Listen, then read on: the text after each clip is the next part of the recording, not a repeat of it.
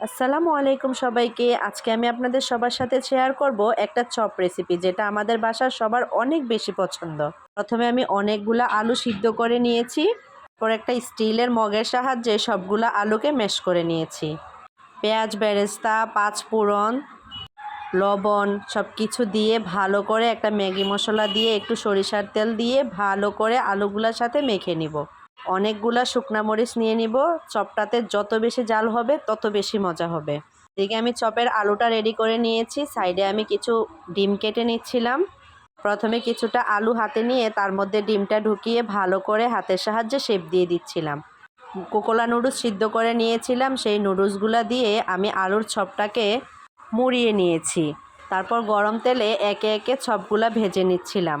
চুলাটা খুবই লো হিটে রাখতে হবে, আস্তে আস্তে সময় করে ভাজতে হবে, তাহলে অনেক বেশি ক্রিস্পি হবে। কুমিল্লা আসার পর সবাই বলছিল প্লিজ থাকি ওই চপটা বানিয়ে খাওয়া, তাই ভাবলাম সবাই যেহেতু বলছে বানিয়ে খাওয়াই। এত বেশি মজা, বানিয়ে না খেলে বুঝতেই পারবেন না। রেসিপিটা ভালো লাগলে অবশ্যই ট্রাই করে দেখবেন। আল্লাহ হাফেজ সবাইকে।